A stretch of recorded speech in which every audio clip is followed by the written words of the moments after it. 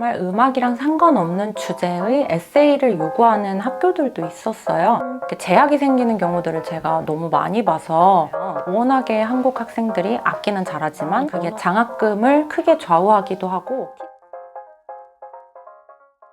유학을 준비하시는 학생들한테 가장 먼저 준비하라고 말씀드리고 싶은 거는 사실 토플이에요. 토플 점수가 완성이 돼 있지 않으면 너무 많은 것들에서 불리한 점들이 많고, 오디션을 아무리 잘 봐도 거기서 조금 제약이 생기는 경우들을 제가 너무 많이 봐서 토플 점수를 먼저 만드시라고 꼭 이야기를 하고 싶어요. 미국 선생님들도 오디션에서 학생들이 너무 악기를 잘하는데 너 너무 잘한다, 근데 토플 점수 있니? 이렇게부터 물어보시는 경우들이 많아요. 워낙에 한국 학생들이 악기는 잘하지만 언어 준비를 안 하고 오는 경우들을 많이 보셔서 그거를 먼저 물어보시더라고요. 저는 컨택은 정말 개인별로 차이가 되게 크다고 생각을 했는데 정말 본인의 자유 선택이었던 것 같아요. 오디션 보기 몇 달 전부터 그 도시에 와서 그렇게 레슨을 받는 경우들도 있었고, 아니면 원칙상 오디션 전에 레슨을 안 해주는 그런 학교나 그런 교수님들도 계셨고, 그런 경우에는 그냥 가서 1지망, 2지망 이렇게 써서 내는 거죠. 이제 유학을 처음에 준비하실 때 시험 보고 싶은 학교들의 홈페이지를 다 직접 들어가서 필요한, 이제 학교별로 다 달라요. 토플 점수 미니멈이라든지 필요한 서류, 추천서가 몇 장이 필요한지, 아니면 간혹 정말 음악이랑 상관없는 주제의 에세이를 요구하는 학교들도 있었어요. 그래서 그런 것들도 조금 준비를 하시면 좋을 것 같고, 가장 중요한 거는 미리 보내는 프리스크리닝 비디오나 라이브 오디션에서 해야 되는 레퍼토리들. 피아니스트인 경우는 고전, 낭만, 현대의 틀 안에서 바흐가 추가된다거나 아니면 에뛰드가 하나 추가된다거나 하는 경우들이 있어서 학교별로 다르기 때문에 다 체크를 해보시는 게 중요해요. 오디션 분위기는 사실 한국 입시 오디션이랑은 굉장히 많이 달라요. 한국에서 입시 때는 저희가 말을 할 기회 자체가 아예 없죠. 입을 열지를 않는데, 거기서는 들어가면 정말 대화를 많이 하고 굉장히 캐주얼해요. 그래서 딱 들어가면 이제 스몰 토크를 먼저 하죠. 날씨가 어떻다는 둥, 어디서 왔냐, 오늘 뭐 칠 거야, 이렇게 물어보세요. 근데 그렇게 물어보는 게 정말 필요해서 물어보는 것도 있지만, 제가 생각했을 때는 영어 능력이 어느 정도 되는지를 보기 위해서 물어보는 것 같은 느낌도 조금 들었어요. 그래서 당황하지 말고 그런 태도들을 보기 위한 질문이니까 당당하게 자신감 있는 태도로 말하는 게 저는 되게 중요한 것 같아요. 그리고 학교마다 다르지만 박사과정 오디션인 경우는 TA나 GA, 그러니까 어시스턴십, 조교일 같은 거를 하기 위한 오디션을 같이 보는 경우가 있어요. 그래서 그런 것들도 만일에 볼 수 있으면 그게 장학금을 크게 좌우하기도 하고 티칭 경험에 도움이 굉장히 많이 되니까 같이 준비할 수 있으면 준비하시는 거를 추천해드리고 싶어요. 오디션을 가면 인터뷰를 같이 보는 경우들이 많은데, 제가 처음에 예일 오디션을 봤을 때 제 연주가 다 끝나고 이렇게 악보를 하나 갑자기 피아노에 갖다 주셨어요. 그러니까 초견도 봤어요. 제 기억에 무슨 레스피기 소나타 같은 그런 곡이었는데 이게 뭐야 하면서 쳤던 것 같고, 그리고 그때 바흐 평균율을 쳤는데 제가 쳤던 소가를 다른 키로 쳐봐라 라고 시키셔서 그렇게 조금 즉석에서 당황스럽지만 시키는 거를 쳤던 것도 기억이 나고, 콜번의 경우는 되게 여러 가지 단계의 인터뷰가 있었어요. 개인 인터뷰와 영어 인터뷰를 따로 했어요. 그래서 영어 담당하시는 선생님의 인터뷰, 그리고 모두가 기숙사에 모여서 살기 때문에 그 기숙사 사감 선생님 같은 분이 얘가 이렇게 어울려 살기에 적당한지 같은 질문들을 하는 인터뷰가 있었고, 오디션도 1차, 2차로 나눠져서 1차를 치고 기다렸다가 저녁에 콜백을 받으면 다음날 가서 또 2차 오디션을 하고, 그렇게 이틀 동안 참 많은 스케줄로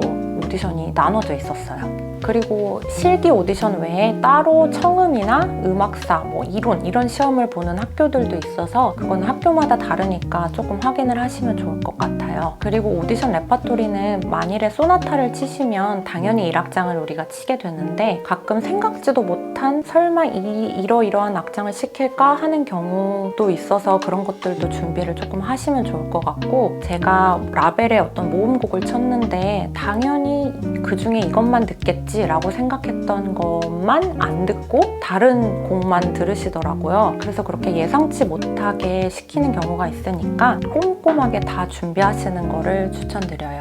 제가 다른 악기 오디션 반주들도 학교 생활하면서 되게 많이 했는데 아까 캐주얼하다고 말씀드렸잖아요. 근데 미국 오디션도 한국처럼 입시철이 겨울이에요. 보통 1월에서 3월이라 날씨가 굉장히 추운 경우가 많은데 피아노야 저희가 주어진 악기로 치지만 다른 악기들 같은 경우는 온도차가 민감하게 반응을 하니까 음정이 좀 떨어지거나 올라가거나 하는 경우들이 있잖아요. 그래서 제가 한 번은 클라리넷을 반주를 했는데 피치가 조금 많이 올라가 있으니까 선생님이 연주를 중단시키고 다시 튜닝하고 다시 해볼래? 이렇게 시키는 경우도 있어요. 그게 되게 당황하기 쉬운데 절대 그게 못해서 그런 게 아니고 그런 식으로 여기 이렇게 다시 해봐 라고 요구하시는 분들이 가끔 계셔서 그럴 때 그냥 당황하지 말고 침착하게 준비했던 대로 하시면 될 것 같아요.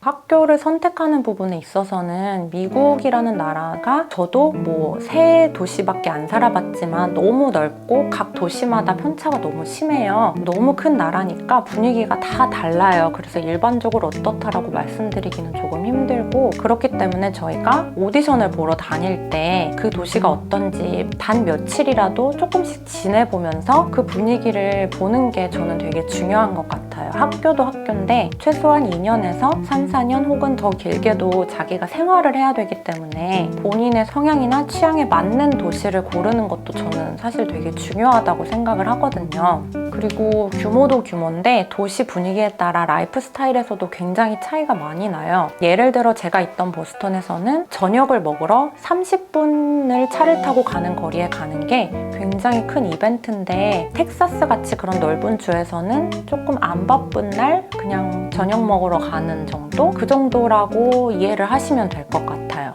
그리고 집세나 생활 물가 같은 것도 도시마다 굉장히 차이가 많이 나요. 조금 극단적으로 비교를 해보면 뉴욕 맨하탄에서 학생들이 많이 사는 스튜디오, 한국식 원룸 같은 데에서 살 수 있는 월세로 중부 시골 동네에 가면 한 2층짜리 하우스를 살 수 있을 정도? 그 정도로 이해를 하시면 좋을 것 같아요. 학교를 선택하는 것은 사실 현실적으로 장학금이 가장 많이 선택을 좌우할 가능성이 커요. 그래서 오디션을 정말 잘 본 경우 교수님한테 먼저 연락이 오기도 해요. 그리고 장학금은 보통 이제 저희가 어드미션 레터, 합격 통지서를 받을 때 축하한다, 너가 받을 장학금은 얼마다 이렇게 써 있는데 그걸 받고 나서도 딜을 하는 게 가능해요. 무슨 연봉 협상 하듯이 내가 다른 학교에서 얼마를 주기로 했다. 근데 나는 너희 학교를 더 가고 싶다. 그거에 맞춰서 더 줄 수 있냐? 이렇게 제안을 하고 그렇게 해서 실제로 장학금이 조금 더 늘어나는 경우도 종종 있어요. 그리고 조교 일을 하는 여부에 따라서 일을 얼만큼 하면 얼만큼의 장학금이 보장이 된다든지 이런 경우도 있고 그렇게 학교마다 개인마다 편차가 정말 커서 일반적으로 어떻다라고 말씀드리기는 조금 어려운 부분이에요. 그래서 그런 것들을 다 고려하셔서 학교를 선택하시면 될 것 같아요. 팩폭은 끝도 없이 할 수 있는데 이건 시작이죠. 다 얘기하면 며칠 걸릴 것 같은데 더 궁금하시면 개인적으로